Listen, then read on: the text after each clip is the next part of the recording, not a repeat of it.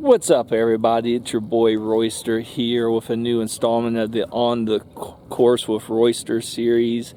And in today's series, I'm going to be focusing on the disc golf course that is found in Buck Creek State Park, which is in Springfield, Ohio.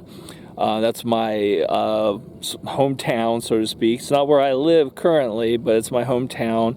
So it's a beautiful day, so I thought I would come out and give a chance to record it, especially it's late winter. We're about ready to head into spring.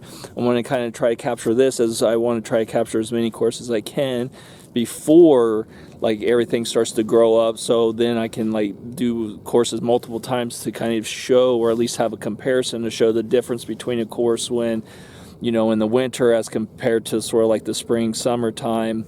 So that makes a lot of difference when it comes to some of the hazards or the terrain that you face, or you know, whether you how easy it is to find or retrieve your disc. So anyway, so I thought I would come out here. Again, I've only played this course once, walked through it another time, just sort of treating it as a hiking trail. And those are the sort of courses I like the best, are the ones that kind of give you a feel like you're on a hike at the same time, and, you know, captures a lot of unique nature and settings. And this course definitely has that. For my skill level, it's a little rough. It's a mixed bag. I like when I'm playing in the woods, but sometimes then it starts to open up towards the back end of it, and you'll see that as I, you know, walk you through in this video. Also, one thing to note about this particular course is that they don't have the posts that they do have, if they do have any, are fairly generic, and also don't have a lot of information, so like the par and things like that. And there's also so you'll probably want to, if you're playing here and you're trying to keep your score, probably have some sort of app to tell you all those details of the course. Also, there's some courses or some holes have like multiple baskets again, and then I think maybe even multiple tee pads, if I remember right. We'll see as we go along. I'll try my best to point all that out, but I'm going to kind of treat this again, just kind of highlight, you know, where the tee pads are, try to locate those disc catchers for you, kind of give you a walk through what the terrain looks like, if you were to come out, and things that you have to fight through, and also just kind of make a nice hiking video, you know, because I do those as well. So so anyway, so with that said, let's go ahead and let's get on the course and see what the disc golf course here in Buck Creek State Park has to offer. Alright, so here I just want to kind of give you a sense of like the poles, the info, placards. Again, kind of generic, even a really generic below there, but not all of them have them, but this is kind of what you'll get. So I can at least tell you this is a hole 197 foot hole. Here is the tee pad for hole 1. This is a concrete tee pad that has you on top of a hill looking down into a valley full of trees that you have to dodge and avoid to either get to the disc catcher that is to your left, if you can kind of see the yellow. And then I'm going to pull back, and then there's one a little bit more straightforward out there. Alright, I'm just a little towards the bottom, and then I'm going to spin around, kind of show you. There's your disc, one disc catcher. And then we're going to come back around, and then there's the other one. And from there, you will proceed right to the next hole. So we're coming up on hole 2's tee pad. As you can kind of see, the placard is on the ground there, but it is a 197 foot hole. And this one's fairly easy. You just go out that way, and there it is. But you have to maneuver through a lot of trees. Again, just kind of giving a walkthrough of the left and right and the surrounding terrain. Now, as you've probably seen, off to your right is a second disc catcher. So there's options. But moving from, I would guess, the primary target, you would find a little trail. You even got a little number 3 arrow telling you how to get to it. And then to your left you will see the next T-pad and sign.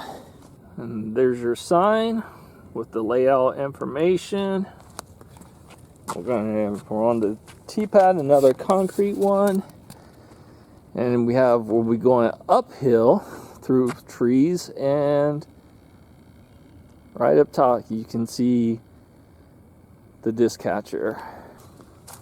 So let's navigate through all these fun trees uphill.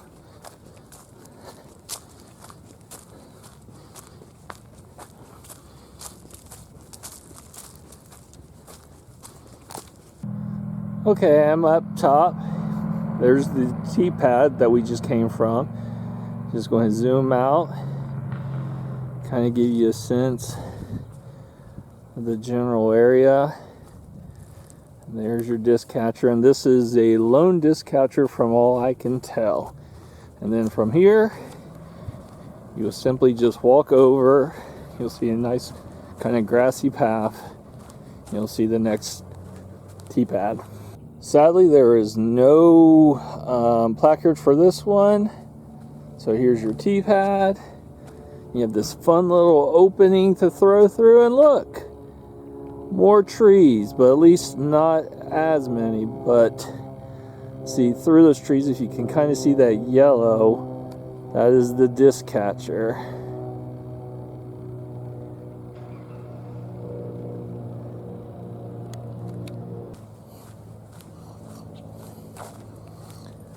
Alright, so we're just on our little hike here. Again, one of the reasons why I enjoy this sport is the hiking aspect of it, the nature aspect of it. You got like one clearing of trees into another set where the disc catcher is nestled in the midst of. And from there, we're just going to walk this path that just kind of goes around like this, and you'll find your next destination. Again, no placard, but here's your T-pad, and you guessed it, more trees, but there's a clearing to try to work through. And let's see, there we go. If you can kind of see the yellow, there's the disc catcher. Alright, just kind of want to show you from here, that landmark of the tree down. The disc catcher we saw from the T-pad is right there, but there is a second one. If you come to your right, and it's nestled up there. So if for some reason you knew where that second one was that bends off to the right, this is the kind of area you're looking at. And if you did go there, you would either walk back down that way, or it looks like there's this nice convenient trail that will take you to the other option, which I imagine is the primary option. Even though it says 10. And then you would just walk your way up here to the next one. So here's some unique benches to potentially sit on, I guess. But just to show you proof, here's the hole 6, 191 feet. Here is your T-pad, and you will be throwing pretty much blind as to where the disc catcher is. So let's take a hike and find where it's at. We've got this tight corridor. Where left, if your disc is going to go down, then to the right you have a thicket. So then you got to maneuver through, and there we have. So from the T-pad, it will be to the right. And from hole 6, you're going to go right and work your way uphill.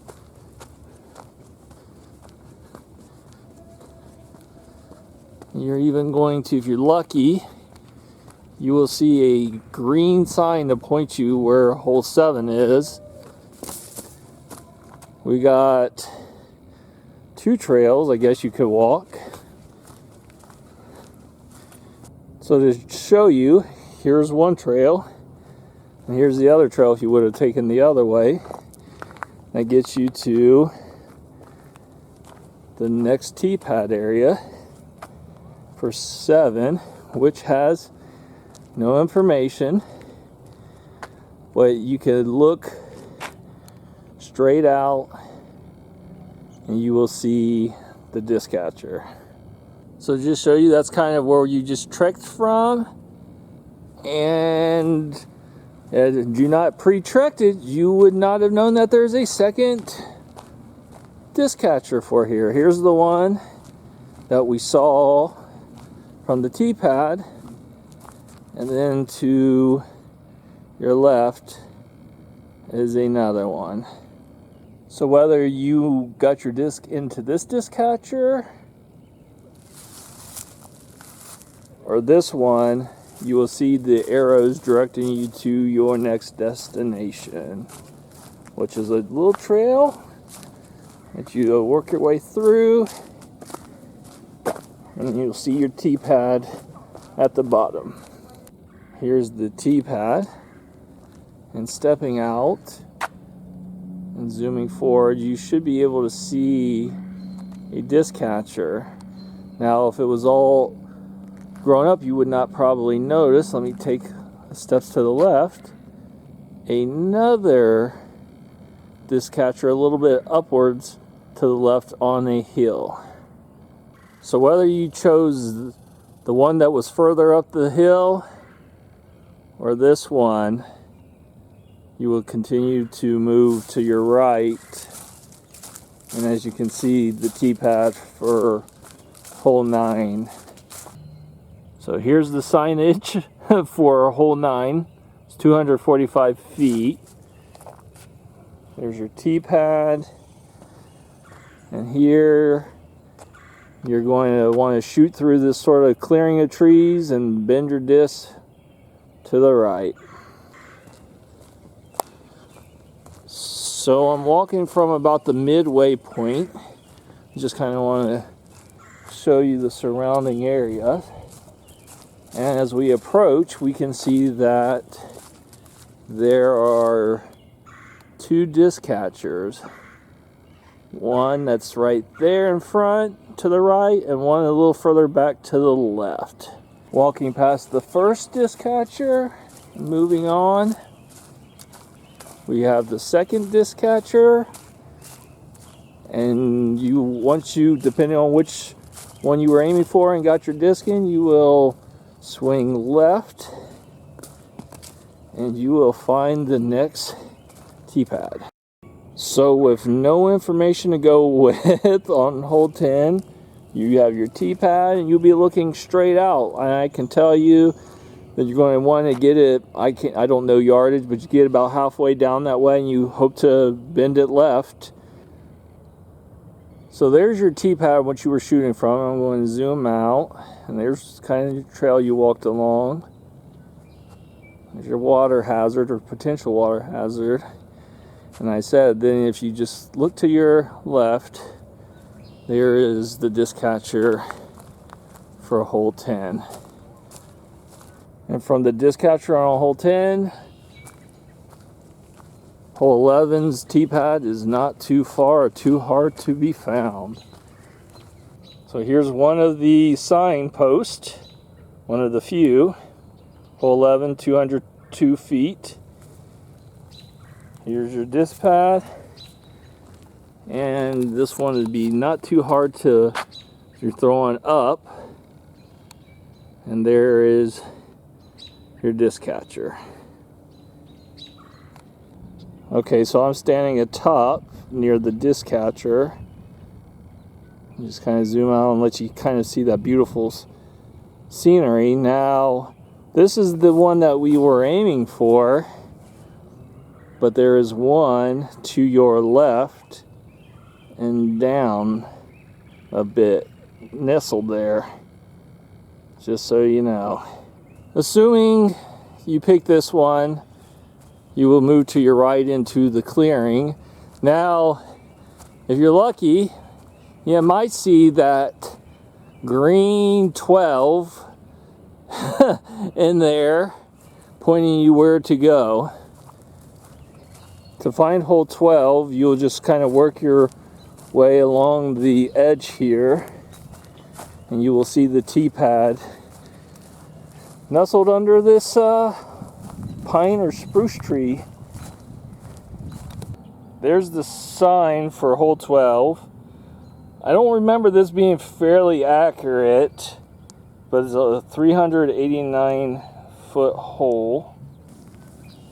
So I'm going to take you from the T-pad, and I'm going to kind of let you just kind of get a cool sweep of the reservoir.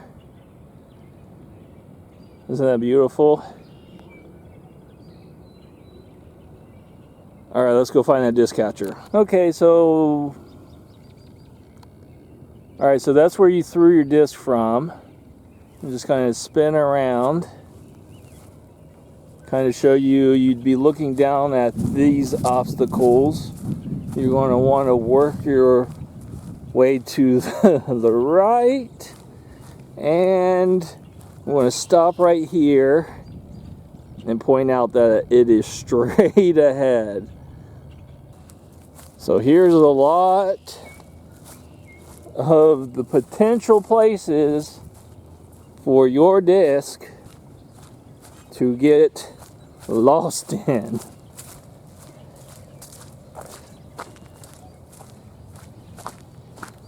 I'm near the disc catcher. I'm just kind of sweep and show you. Although you can't even see where you were throwing from. But here you are. Disc catcher number 12. And so of course from here you would follow this path and go left, and you will see the next T-pad for hole 13. So hole 13, sign is just kind of chilling there. Your T-pad, another concrete one. You're going to be throwing up and towards your left, or at least that's the location of the disc catcher. I'm stepping off the T-pad to zoom in and show you that. There's your T-pad. I'm going to slowly zoom out, get you a good scene of the marina, the reservoir, and to hole 13's disc catcher. Alright, so from hole 13, you just need to walk straight and you will come across the T-pad. As you can see here is hole 14. It's got two platforms to throw from. I'm just going to show you the A one, but there's the different distance, 363 versus 528. You're just going to come over here. You got your T-pad, and you're going to throw out that way. I am standing next to the disc catcher, and I'm going to slowly zoom out and show you the terrain that your disc had to clear through or maneuver through to get to its destination. And once you get it into hole 14's disc catcher, you will just move to your left to find the next T-pad. I just want to say, once you see this trash can, you'll find a pathway that you'll take a left to come up to the next T-pad platform. Here we are at the T-pad. And I'm going to just move forward because at the end of the T-pad, you're going to be shooting through this gap over those bushes, and I believe you're going to want to get the disc to move left. All right, there's your T-pad. I'm going to zoom back. Here's sort of those bushes that were right in front of you, and there is this clearing open area with your disc catcher at the very end of it. I'm standing by hole 15's disc catcher. I'm just going to take a little bit of a nature break to kind of show you some of the surrounding beauty.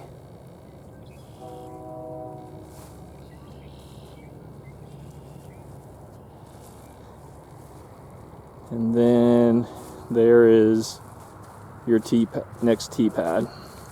Here is the T-pad for hole 16. There is no signage for this particular hole, and it is just a straight shot up.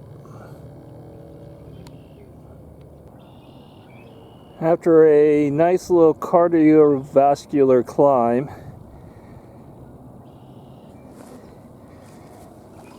your disc catcher on hole 16, you will proceed to continue to go upwards, and you will find your T-pad to the left.